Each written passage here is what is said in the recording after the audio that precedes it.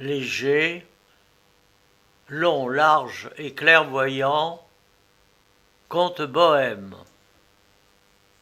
Il y avait une fois un roi, et il était vieux, et il n'avait qu'un seul fils.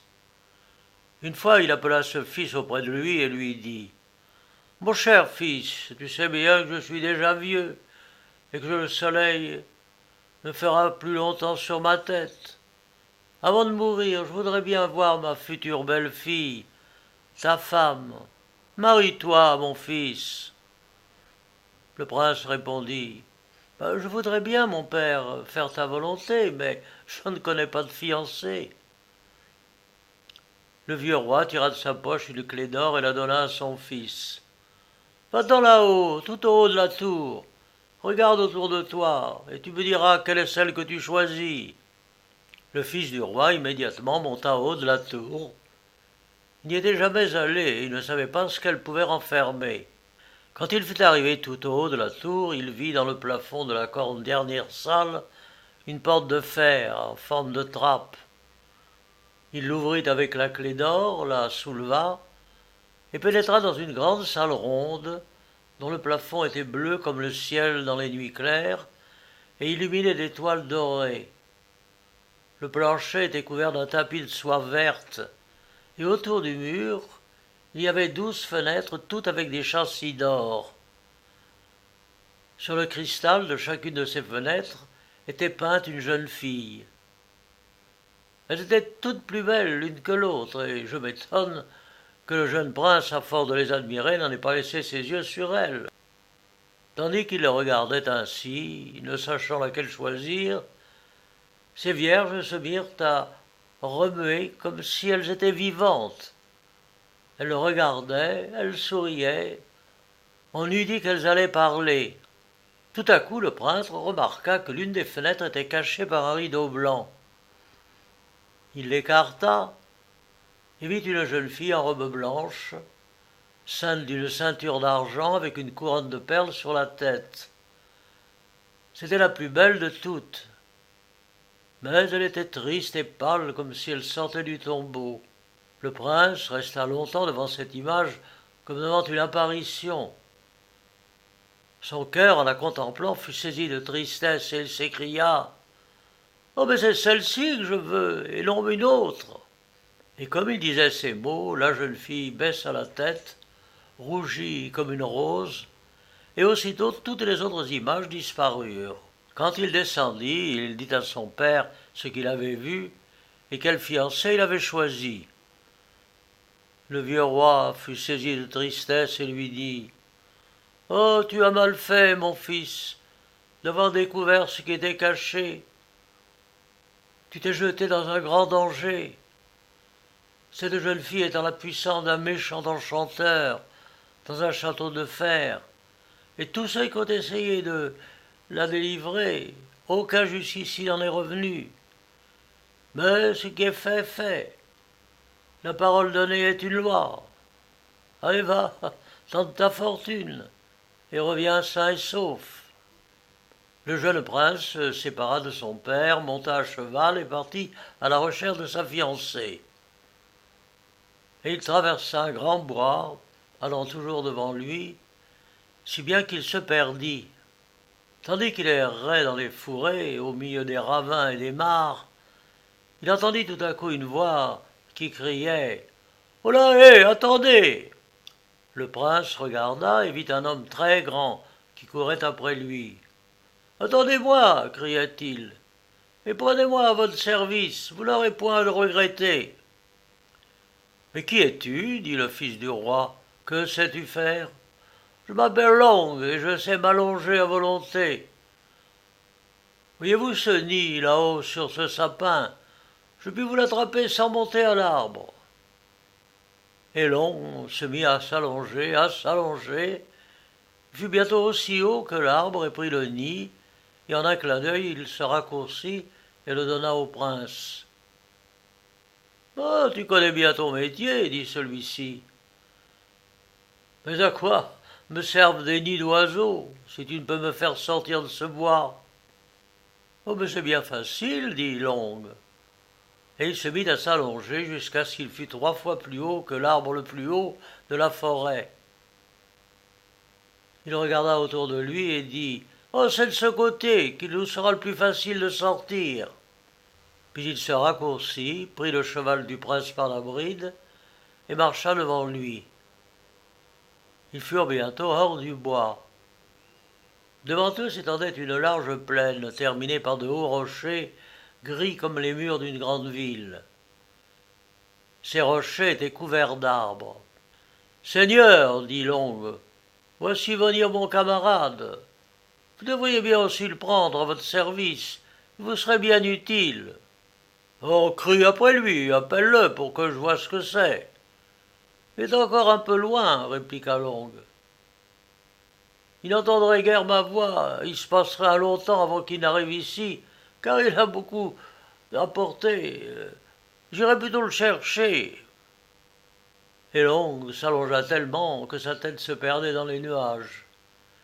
Il fit 2 ou 3 pas, prit son camarade sur ses épaules et la porta devant le prince.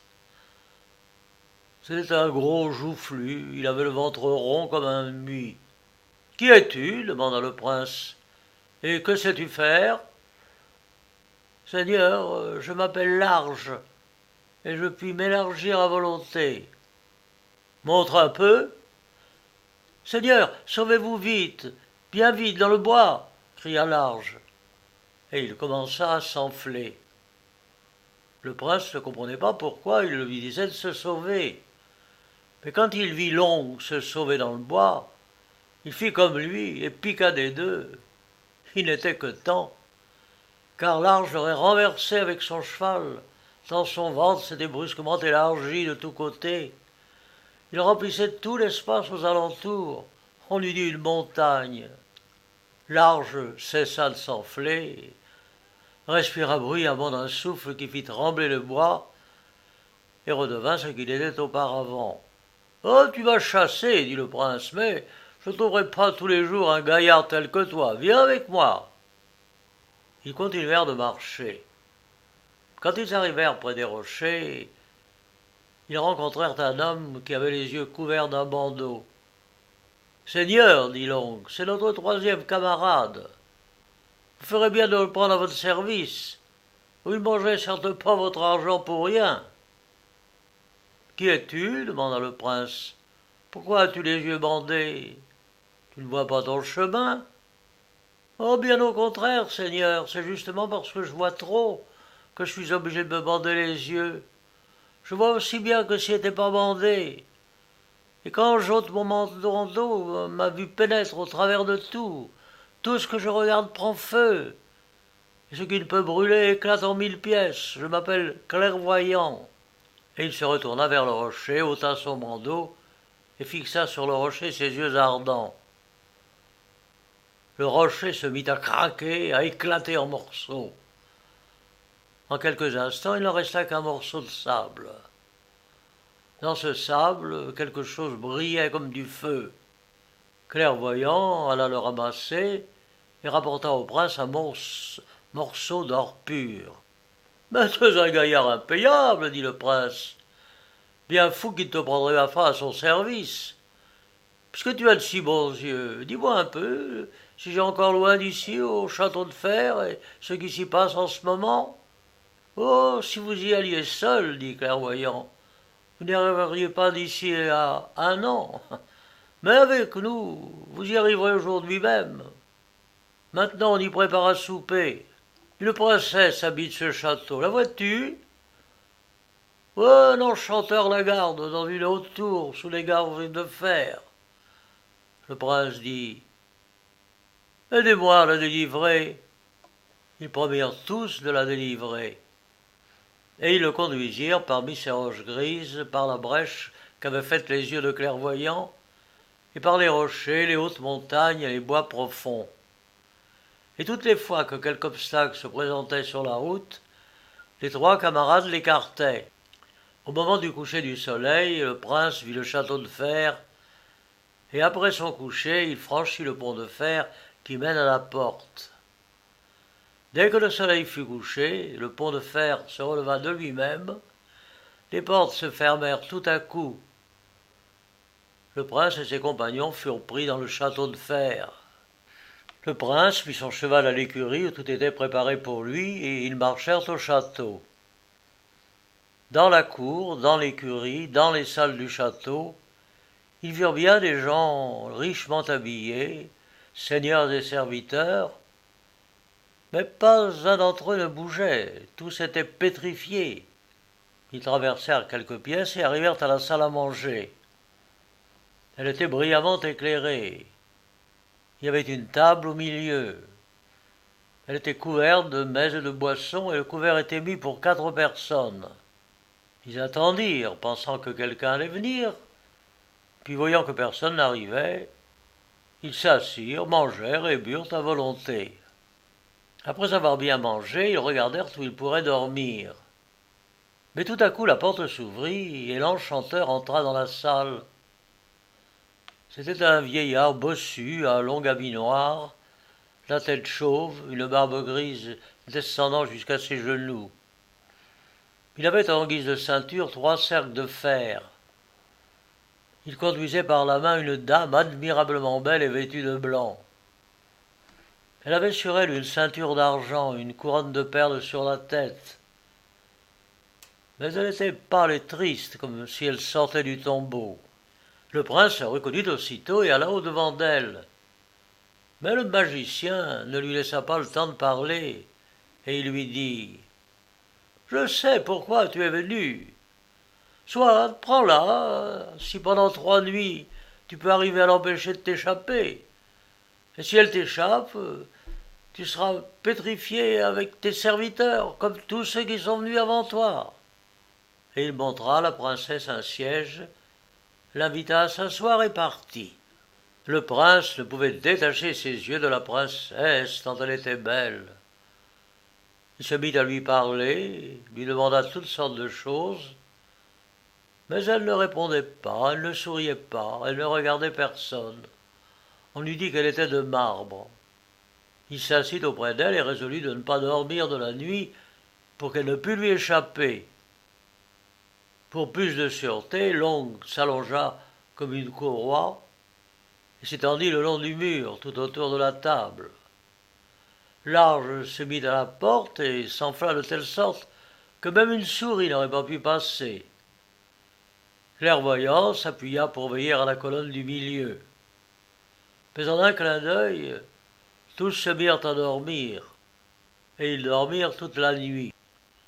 Le matin, quand vint le jour, le prince se réveilla le premier. La princesse était partie. Que faire? « Ne vous inquiétez pas, seigneur, dit Clairvoyant, je la vois déjà. À 100 lieues d'ici, il y a un bois, et au milieu du bois un vieux chêne, et sur l'autre de ce chêne un gland. Un gland, c'est elle. Que l'ongle me prenne sur ses épaules et nous l'obtiendrons. » L'ongle le prit aussitôt, s'allongea et se mit en marche. À chaque pas, il faisait 10 lieues, et Clairvoyant lui indiquait le chemin. En moins de temps qu'il n'en faut pour faire le tour d'une chaumière, ils furent arrivés, et au retour, l'ongle donna le gland au prince. « Seigneur, laissez-le tomber à terre. » Le prince le laissa tomber, et à l'instant, la princesse apparut à ses côtés. Et quand le soleil commença à se lever derrière les montagnes, la porte s'ouvrit bruyamment. L'enchanteur entra dans la chambre et se mit à rire étrangement. Mais quand il vit la princesse, il s'assombrit et se mit à grogner. Crac! Un de ses cercles de fer éclata et sauta par terre. Il prit la jeune fille par la main et l'emmena. Tout le jour suivant, le prince ne fit que courir dans le château et regarder toutes les merveilles qu'il renfermait. Partout, il semblait que la vie se fût brusquement arrêtée. Dans une salle, il vit un prince qui tenait dans ses 2 mains une masse d'armes et la brandissait d'un air menaçant. Mais le coup n'avait pas porté. Il avait été pétrifié. Dans une autre pièce, il y avait un chevalier pétrifié, dans l'attitude de quelqu'un qui fuit. Il s'était heurté le pied contre le seuil de la porte, mais il n'était pas tombé. Sous une cheminée se trouvait un serviteur, qui tenait d'une main un morceau de rôti et de l'autre portait une bouchée à sa bouche. La bouchée était restée en chemin. Oh, il en vit bien d'autres encore dans l'attitude qu'ils avaient quand l'enchanteur leur dit « Soyez pétrifiés !» Dans le château, tout autour du château, tout était triste et morne. Il y avait des arbres, mais sans feuilles. Il y avait des prairies, mais sans herbes. Il y avait une rivière, mais elle ne coulait pas. Pas un oiseau chanteur, pas une fleur, pas un poisson dans l'eau. Le matin, à midi et le soir, le prince avec ses compagnons trouva dans le château un bon souper. Les mets s'apportaient eux-mêmes, et les vins se versaient eux-mêmes. Après le souper, les portes s'ouvrirent encore, et l'enchanteur ramena la princesse pour que le prince la surveillât. Tous se promirent bien de faire tous leurs efforts pour ne pas s'endormir, mais cela ne servit à rien. Ils s'endormirent. Quand le prince se réveilla le matin et vit que la princesse avait encore disparu, il réveilla Clairvoyant. « Lève-toi, Clairvoyant, sais-tu où est la princesse ?» Clairvoyant s'essuya les yeux, regarda et dit « Oh, je la vois, à 200 lieues d'ici, il y a une montagne. Dans cette montagne, il y a un rocher, dans ce rocher, une pierre précieuse. Et cette pierre précieuse, c'est elle. Que l'ongle me porte là, nous la trouverons bien. » L'ongle le prit aussitôt sur ses épaules, s'allongea et se mit en marche. À chaque pas, il faisait 20 lieues.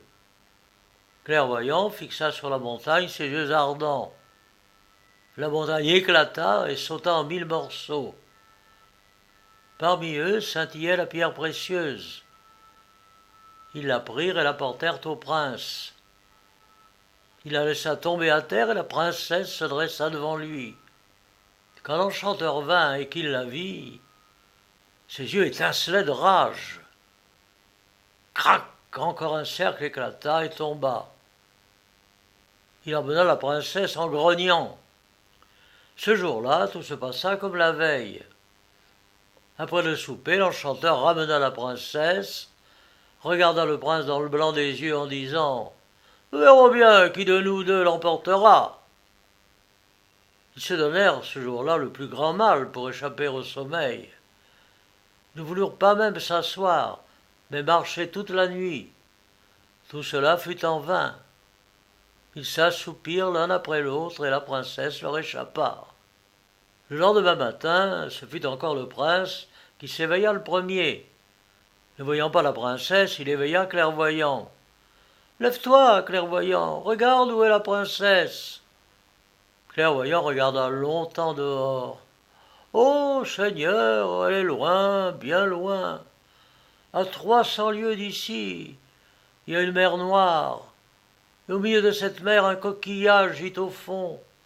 Et dans ce coquillage est un anneau d'or. Cet anneau d'or, c'est elle. Ne vous inquiétez pas, nous l'aurons. Mais aujourd'hui, l'ongle doit prendre large avec lui. Nous en aurons aussi besoin. » L'ongle prit sur une épaule Clairvoyant, sur l'autre large, s'allongea et se mit en marche. À chaque pas, il faisait 30 lieues. Quand ils furent arrivés auprès de la mer Noire, Clairvoyant lui montra à quel endroit il devait chercher cette coquille. L'ongle étendit sa main autant que possible, mais il ne put cependant arriver au fond.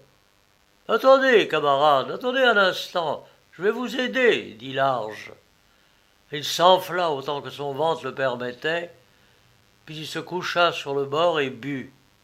Au bout d'un instant, l'eau baissa tellement que l'ongle atteignit sans peine le fond et retira l'anneau. Puis il prit ses camarades sur ses épaules et ils se mirent en marche pour retourner au château. Mais en route, il lui était difficile de courir parce que Large avait dans son ventre la moitié de la mer. L'ongle le jeta par terre dans une large vallée. Large fit en tombant un bruit pareil à celui d'un sac qui tombe du haut d'une tour. En un instant, la vallée fut remplie d'eau et changée en un grand lac. Large lui-même eut grand-peine à s'en sortir. Cependant le prince était bien inquiet dans le château. L'aurore commençait à paraître et ses serviteurs ne revenaient pas. Plus la lueur augmentait, plus son inquiétude augmentait aussi. Une sueur mortelle coulait sur son front. Bientôt le soleil apparaît, comme un fil rouge à l'Orient. La porte s'ouvrit brusquement, et l'enchanteur se montra sur le seuil. Il regarda tout autour de la chambre, et voyant que la princesse n'y était pas, il se mit à rire d'un vilain rire. Mais tout à coup, crac, une fenêtre éclata en morceaux, un anneau d'or tomba sur le plancher. La princesse était là. Clairvoyant, voyant ce qui se passait dans le château, et en quel danger le prince était, il avait dit allons, et le roi avait fait un pas et avait jeté l'anneau par la fenêtre. L'enchanteur rugissait de rage à faire trembler le château. Tout à coup, crac, le troisième cercle de fer se brisa et tomba par terre, et l'enchanteur devint un corbeau et s'envola par la fenêtre brisée. Aussitôt la belle dame se mit à parler et remercia le prince de l'avoir délivré, non sans rougir comme une rose. Dans le château et autour du château, tout redevint vivant. Celui qui brandissait la masse d'or la jeta en l'air. Celui qui s'était heurté contre le seuil tomba par terre, mais il se releva aussitôt. Celui qui était auprès de la cheminée porta le morceau à sa bouche et continua de manger. Chacun acheva ce qu'il avait commencé. Les chevaux hennissent dans les écuries. Les arbres verdissent autour du château. Les prairies fleurissent. L'alouette vole dans l'air. Les poissons frétillent dans l'eau. Tout est vie, tout est joie. Beaucoup de seigneurs entrèrent dans la chambre où était le prince, et tous le remercièrent de leur délivrance. Il leur dit « Oh, vous n'avez point à me remercier. Si je n'avais pas eu mes fidèles serviteurs, longs, larges et clairvoyants, je serais devenu ce que vous avez été. » Aussitôt après, il se mit en route pour aller retrouver son père, le vieux roi, avec sa fiancée et ses serviteurs. Le roi pleura de joie du bonheur de son fils. Il pensait qu'il ne reviendrait plus. Peu de temps après, la noce eut lieu avec une grande pompe. Elle dura 3 semaines. Tous les seigneurs que le prince avait délivrés y furent invités. Après la noce, long, large et clairvoyant annoncèrent au jeune prince qu'il retournait dans le monde, chercher du travail. Le jeune roi fit tous ses efforts pour les retenir auprès de lui. « Mais je vous donnerai tout ce que vous voudrez, tant que vous vivrez, et vous n'aurez rien à faire. » Mais cette existence paresseuse ne leur plut pas. Ils prirent congé de lui et s'en allèrent, et depuis ce temps-là, ils errent par le monde.